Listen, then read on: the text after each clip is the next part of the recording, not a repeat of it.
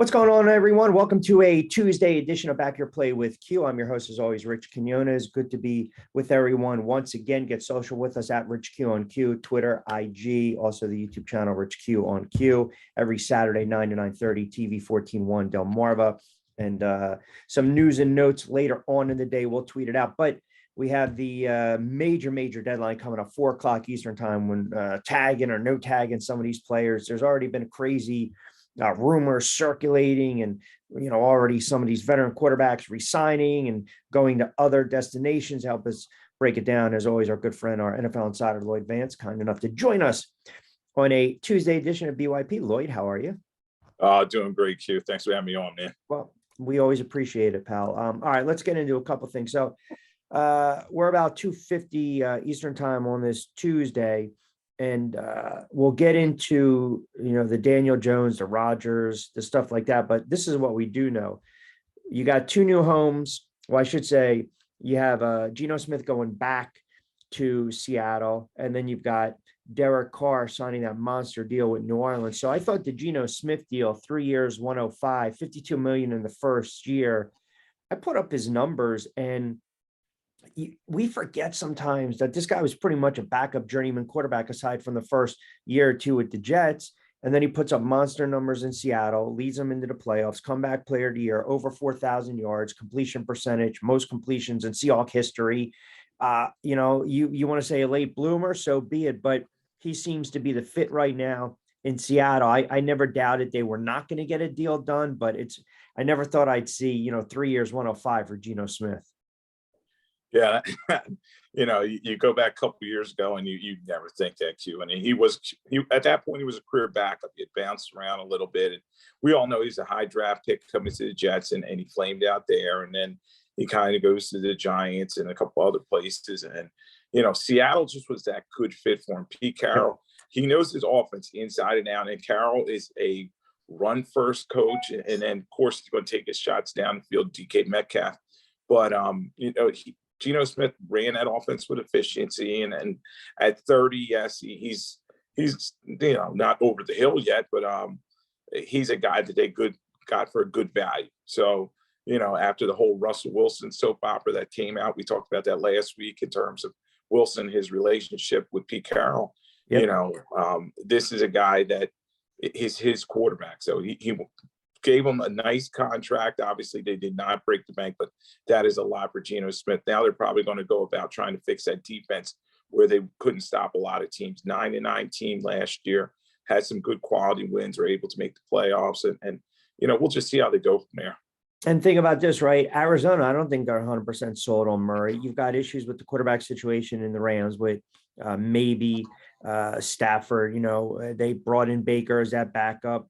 And then you've got San Francisco that, right now we don't know who's going to be the quarterback. Is it going to be Purdy? Is it going to be Jimmy G? Is he going to get traded? Is it going to be Lance coming off a major injury? So right there, when you look at the NFC West, that solidifies what the Seattle Seahawks were looking for, that stability at the quarterback position. And you mentioned Geno's age, then you turn around, you look at the deal that Derek Carr got. And listen, I like Derek Carr. I always thought Derek Carr was a solid quarterback. And I think if you look at what he meant to the Raiders, and he just kind of went about his business, and Geno's only 30, Derek Carr's only 31. They're both young guys. So if you look at Carr's contract, 4 years, 150, 60 million signing bonus, 60 million the first 2 years. He kind of now has set that bar for these other quarterbacks. We'll get into it. But he instantly gives the Saints the best quarterback in that division. Yes, and they get the pick coming over from Denver for Sean Payton, and they're going to be picking around number 29. They're going to probably look at fixing that. Another team looking at fixing their interior defensive line, and they need some help defensively. They couldn't stop a lot of teams, but he's going to bring that veteran presence over there and allow them to kind of get some young talent around him in terms of at the receiving core position. They had a few nice young players there, but they need more. And then you have to wonder about how the Alvin Kamara situation is going to work out. He has some off the field issues. It's going to be a big offseason for them, but Derek Carr's a good get for them. Obviously, you don't want to go into the season again with Andy Dalton and Jameis Winston, just these guys that are just not going to get it done. So he gives them a chance to compete in an NFC South division it's there for the taking. You have Tampa Bay, Tom Brady leaving, Carolina's rebuilding, and the Falcons they don't have a quarterback either. So good get for them, and we'll see how this new coaching staff works with them. It's crazy. Andy Dalton, 14 games, close to 3,000 yards, 18 touchdowns, 9 interceptions. Carr, 35, 52, 24, and 14 in more games. I mean, Andy Dalton, I don't think is a very good quarterback anymore, but his numbers are not that bad when you think about it. And you also talk about Jameis Winston, who played in 3 games, and they shuffled all these quarterbacks. I mean, there will probably be a market for those 2 guys. But to your point, I think that's a good move for New Orleans. I mean, think about this. You're indoors, perfect conditions. You think about that division as well, right? Atlanta indoors as well, which kind of leads me to the Falcons. Now there's these reports that I guess you've got, the potential of Lamar Jackson going to Atlanta, or I should say others have suggested the Falcons have a strong interest in Lamar Jackson. So I thought from the get-go, when he decided not to show up for the playoff game, and we talked about it, and I got hammered for saying it, I believe it was a broken marriage. And again, if you buy in or read into some of these reports, it appears that the Falcons are going to make a push, which is funny because I just mentioned Carr being the best quarterback in the division. Can you imagine if the Falcons turn around and they get Lamar Jackson? Now, all of a sudden, they're, you would think a fringe playoff contender. Do you believe that the Ravens will get a deal done that appeases Jackson, or can you see a scenario where he gets traded? Yeah, Q, we talked about Lamar Jackson and this guaranteed money that he wants. So, you're talking about $60 million guaranteed, and this Kyler Murray contract and the Deshaun Watson contract seem to be the starting point for many of these young quarterbacks trying to get deals done. And I'm hearing that the Ravens are going to put the franchise tag on him, but it's going to be non-exclusive. So that's going to be interesting to see if there's a poison pill situation, because another team can craft a contract that is, very hard for the Ravens to match. So, and then the Ravens could say, okay, go ahead, Lee, we'll get 2 number ones from that team. And there's a lot of things at play here. And I remember this is many years back, but Steve Hutchinson was a really good guard, and these movements from Seattle to Minnesota, and the same kind of thing. They set up a contract where they just could not match it. And we'll see if other teams want to do this. I was just down in Atlanta doing another project, and everybody was kind of a buzz about possibly Lamar Jackson going there. He's kind of like a right-handed Michael Vick. So, he could be a good fit there, and they would build an offense around him where they were able to make explosive plays down the field, but also run the ball mainly. So going to be interesting to see how this plays out. Obviously, with Lamar Jackson being his own agent and his mother's advisor, that's a huge thing in play here with him sitting at the table negotiating. So a lot more in play there. But right now I'm hearing that the Ravens are going to put that tag on him and then go from there. Yeah. I mean, you'd hate to see the Ravens lose Lamar Jackson, but ultimately, if he's going to be disgruntled, if he's not going to be happy, I mean, the speculation now is just going to keep picking up steam and steam and steam. And I think Lamar Jackson is an exceptional quarterback, but I also do believe you have to kind of tailor your offense to his strengths. And this has nothing to do with him being a scrambling quarterback, but sometimes the decision-making, and I know, again, people are going to sit there and say, don't talk about his injuries. They didn't happen, from scrambling. It doesn't matter if you're injury prone, you're injury prone. And we saw last year he was injured, but that doesn't mean he's not a talented quarterback. You stick him now in that environment, Atlanta, in that division, it certainly changes the complexion of that division as well. And then you've got 2 teams in New York with the Jets now, and it seems to be more of a courtship now with Aaron Rodgers, where Green Bay's pretty much has given him the green light. It looks like they're going to move on from Rodgers. They're going to go with Love. I still don't. It's almost I caution the Jet fan base here. I really do. Pardon me. Buyer beware. I just Aaron Rodgers is not the same quarterback he once was. And I think the fact that you've got a group of Jet officials right now scheduled to fly out to meet with Aaron Rodgers in person, things developing quickly. We know how it works. And remember, what happened with Carr was more or less Green Bay's hand was forced to sell him, and the suitor at that moment happened to be the New York Jets at the time in 2008. The fact that the Packers have given Rodgers permission, or I should say the Packers have given the Jets permission to speak to Rodgers, does that give you a clear indication they are ready to move on from him? Yeah, I think Q, he came out of his cave and his retreat, and he decided, yes, I want to play, but this is not the place that I want to be any longer. And we talked about the animosity in the locker room. What is he still that unquestioned leader? And some of the young guys were getting tired of Aaron Rodgers' act in terms of me first. And it's always buyer beware this time of year when you're talking about an older quarterback. Of course, everybody's talking about, what Peyton Manning was able to do late in his career in Denver. He had some great seasons, but Rodgers at 37, 38 years old, you have to wonder how much he has in the tank. His last look against the Lions in week 18, where he's just throwing the ball off his back foot and making some bad throws and losing a very winnable game. That was just not a good look. So you just have to wonder how much he has left in the tank. But I do believe, like you do, that the Jets are really looking for something in terms of Wilson's not their guy, and Joe Douglas is the general manager, is looking to make a move. They quite possibly could bring him in there, Q, but he's going to have to restructure that contract. I think he's due about $60 million on the books. So, Rodgers and the Jets, it could be a marriage coming up, and we'll see how that works out. A lot of good young pieces there, like Garrett Wilson and some other young receivers, but I just think that's a lot of money for a guy on the downside of his career.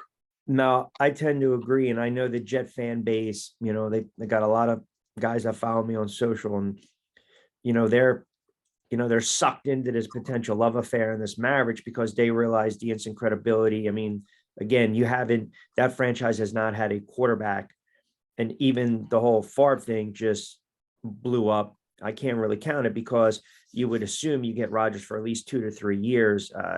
It would be the biggest attraction. It would be the story of the NFL season. The sports year, you would think.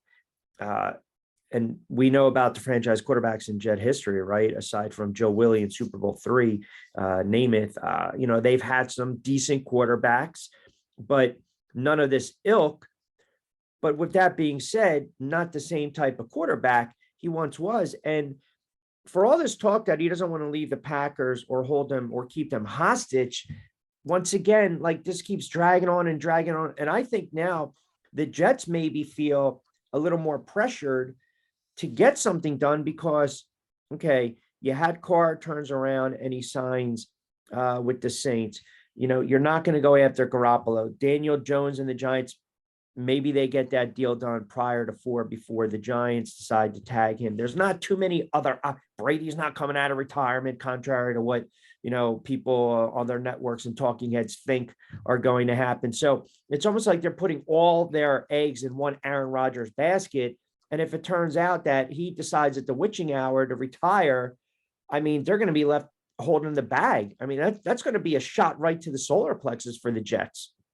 Yeah. And then you got Wilson sitting there, and he's like, there's nothing worse than when a quarterback knows the team doesn't want him, and then he's kind of stuck there, and then he's going to training camp, and you're kind of our guy, but we kind of shopped around, and then we were stuck with you. And then we saw that last year with the Jimmy G situation in San Francisco. And it just, at that point, it gets a little ugly, but they were able to work it out. But I do think that it's trending towards Rodgers going there, and they're going to have to restructure that contract. But, quarterback carousel always spins every offseason, Q. I remember when we were coming along, quarterback was there. He penciled him in for like the next 10 years, you can name the team and you use a quarterback right away, Phil Simms, New York Giants, Eagles, Randall Cunningham, but that's just not the way the NFL is today. They have about a 4 to 5 year plan for a lot of these quarterbacks, and if it's not working, and a lot of times these coaches aren't there that got him in the door, Yeah. and general managers either. They want their guy, so they're quick to flip the script, man. What would you give up for Aaron Rodgers?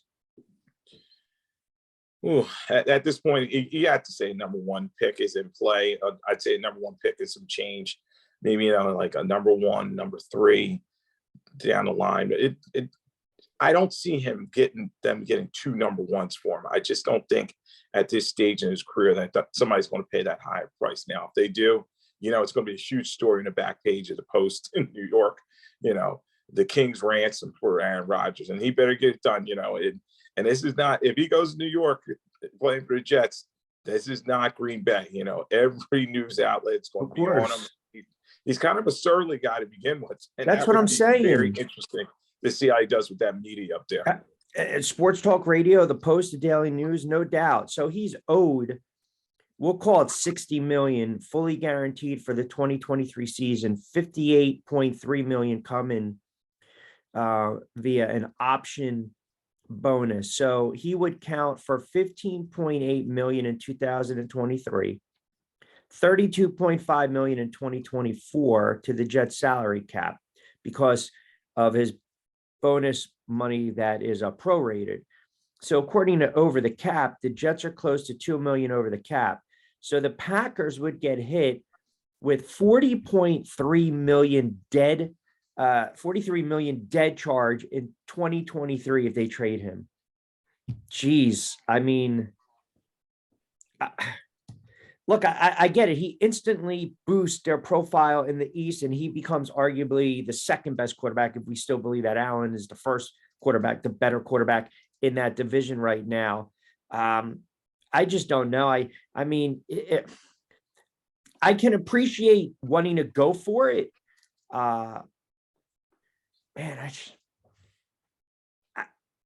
It's a high price to pay, and yeah, and he's an older player, like I was saying.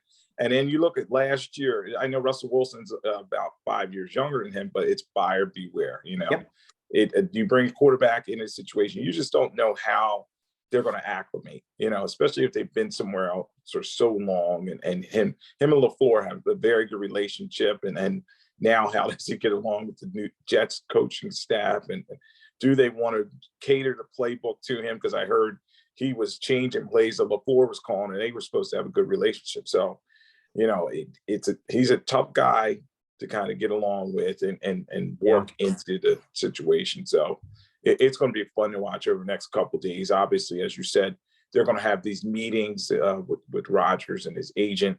And, if it does happen, it's going to be quick. So, definitely stay tuned on that one. What's taking so long for the Giants and Daniel Jones to come to an agreement?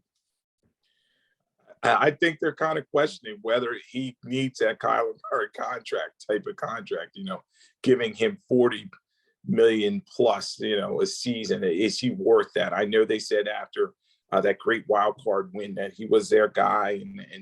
But when you get to the negotiating table and everything's put in front of you, the numbers and what he's done.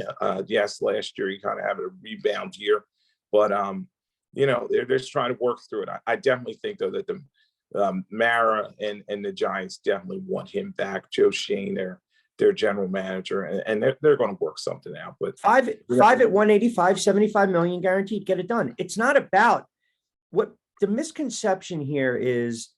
People get so caught up in the money per year, the salary every year. It's all about the guarantees. Everything else is smoke and mirrors.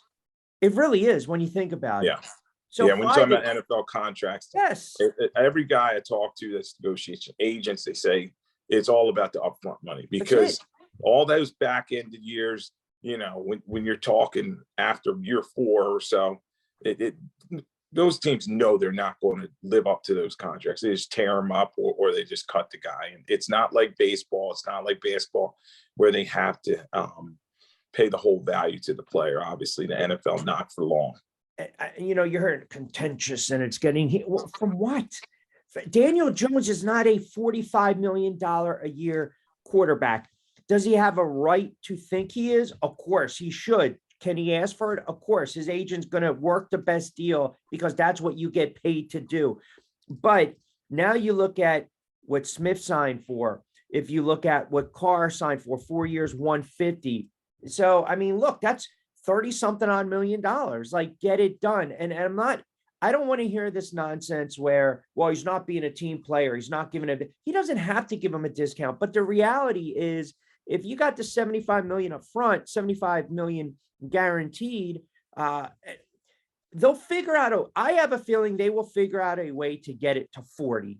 But again, if it's a $1 or $2 million difference, back ended or front ended in the guaranteed money, and you're good to go. And here's the other thing. Part of me was thinking, if they tag him, okay, then that basically, I think the tag is what, 33 or something like that, 33 million maybe. If they tag him, then that gives you one more year, one more season to say, okay, duplicate what you did. Because look, again, from a fan standpoint, being a fan for this moment, not being objective, I don't need him to run for 700 yards. I would much rather have 3,800 passing yards, 25 touchdowns, 300, 400 yards rushing, right?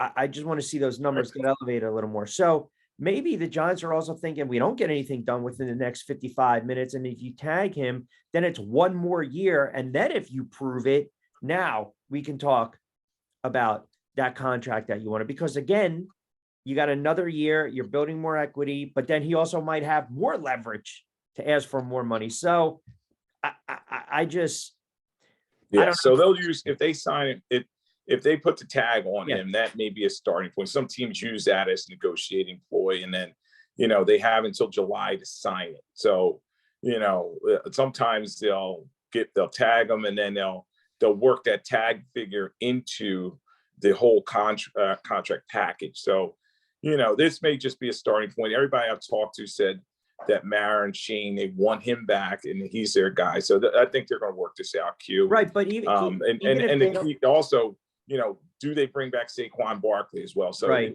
It's a long off season, and they'll figure it out. But yeah, Daniel Jones and $40 to $50 million, something doesn't fit there. No, but what I was going to say, if you tag him like that, if another team has interest, you can do that one exclusive franchise tag. Then automatically, if let's say Carolina comes along and they really like Daniel Jones, then guess what happens? If he leverages that and they sign him, the Giants get 2 first-round draft picks. Right. So, and I don't know what they're going to do with Saquon. If they can figure out a way to bring both of them back, then you know what? That's a hell of a job by Joe Shane. But I just think people look at these numbers and they get infatuated by the numbers, and it's all about the guaranteed money, man. I mean, Matthew Stafford banked $65 million before he ever took an NFL snap. He falls down the steps and tear up his knees. Guess what? He just banked $65 million. So I don't know. I got 3 quarterbacks. I was thinking about this: Jimmy G, Brissett, Jarrett Stidham, right? All familiar with that McDaniels offense. Who's going to be under center? I'll ask you this first. Who's going to be under center first? Who's going to be under center next year for San Francisco? Start the season, under center quarterback. Yeah, I'd have to say it's going to be Trey Lance. I think that injury will be all healed up by then, and he'll be ready to go. And they'll bring Purdy back as well as the backup, but that elbow surgery is probably going to take a little while to heal up. So I think those are 2 guys there. And then I know everybody's saying, oh, they left the door open for a veteran quarterback, i.e. Tom Brady. I just don't think Tom Brady's coming there. I think it's going to be Lance. So if you're the Raiders, those 3 that I mentioned, would you take a flyer on any of those guys, Jimmy G, Brissett, or Stidham? I say out of those 3, I say Jimmy G. You know what I mean? Why not bring him there, give him the opportunity? I'd also hearing that, McDaniels with the Raiders is looking to maybe draft a young quarterback and build around him there. Now Stidham is there, and he was his guy coming over from the Patriots, knows the playbook. I just don't know if he's a starter. It may have been an end of season lightning and within a bottle, like in baseball, a AAA call up in September that has a great in season, but Yeah. I just don't. I don't think he's a starter in NFL. What about with the Eagles now with CJ Gardner-Johnson, Fletcher Cox, Bradbury, Hargrave? It looks like they're going to be able to test the free agent waters, right? So I guess it kind of squashes the narrative where, this is where players love to play. No, you want to go out, you want to get the bag, you're going to get the bag. How about with the Philadelphia Eagles as we close it out? I mean, can you foresee those four that I just mentioned getting ultimately a deal done with the Philadelphia Eagles and coming back? Q, I think maybe there's a lot of free agents on this Eagles team, and we talked about this. After you go to the Super Bowl, win or lose, it's like, what's in it for me? And a lot of them are going to look around, and the Eagles are going to give them the opportunity. They just got rid of their secondary coach, Denard Wilson. He did latch on with the Ravens, but the Eagles stepped away from him, and I'm hearing that some of that had to do with these players and what they were saying, their parting shots. So some of them are putting some things out there in terms of, doing a lot of talk after that Super Bowl loss. So I think some things will change with that secondary and also the linebackers as well. So a lot of free agents on the Eagles defense, and with Gannon leaving, going to the Cardinals, a lot of moving parts. But I think they'll probably sign about two of those guys back. So we'll just see which ones. I'd probably say CJ Gardner-Johnson may be the first guy that they sign. All right, this just came down about 30 seconds ago. Rappaport from NFL Now: Ravens give Lamar Jackson a non-exclusive tag, so the door is open. Yep, there it is. Yep, Wow. just like I was talking about earlier. So they're going to put So it for on everyone that killed us, by the way, Lloyd, for everyone that killed us when we said Lamar Jackson's not going to be a Raven, I mean, we talked about this for a while now. It looked like it was going to be, that broken marriage. I just wanted to say that real quick. So for everyone getting on me when we post these on the channel, and I get a lot of Ravens fans up and down 95. I mean, this opens up the door right now where, hey, go ahead, man. If a team comes along, and you're going to get potentially those first 2-round draft picks. Yeah. And Eric DeCosta, the general manager, Steve Bisciotti, the owner, they obviously have a plan in place, and they're going to see if he signs that or if he stays away from the team. So a lot more moving pieces going here, but obviously, the door is open for somebody to come in there. Obviously, maybe Atlanta, like we talked about, or another team that needs a quarterback, to jump in there and grab Lamar Jackson. How about Miami? So there's another one. He's from, I hear he spends a lot of time down in that area, Florida area where he's from originally. That could be a good fit as well. So, Tua's not their guy. So I think they're going to bring a quarterback as well. So it's $32.41 million non-exclusive franchise tag. He's allowed to negotiate with other teams. Ravens have the right to match any offer sheet he signs or take 2 first-round picks in return for him. And just to let you know, current updated odds: Atlanta plus 250. Now the Jets, that's a team that we also link Lamar Jackson to, at plus 300. The Bucks plus 450. The Raiders plus 600. And the Patriots plus 900. Unbelievable. Wow. A lot of play. And it's obviously, the former MVP may not be there any longer. And maybe he wore out his welcome, all those injuries. And then we talked about the playoff game. He didn't show up. So there's a lot going on between him and Harbaugh and that whole team. All right, so we're about 45 minutes away from that 4 p.m. deadline, which means you and I will double up later on in the week. We'll kind of recap after that 4 p.m. deadline. We'll also start to look in the NFC East. We'll go through every team. We'll talk a little bit about some of their movements and transitions, draft coming up, and some of their needs. And we'll also give you some future odds, if you will, divisional matchups and winners and the like. So, all right, he is the well-clad Lloyd Vance with the backdrop behind him on this Tuesday edition of BYP. Appreciate you checking in, pal. We'll do it again on a Thursday or perhaps on a Friday, and we'll recap everything that's going on today, and we'll dive into the NFC East a lot more heavier. But appreciate you jumping on Tuesday edition of BYP. All right, Q. Thanks for having me on.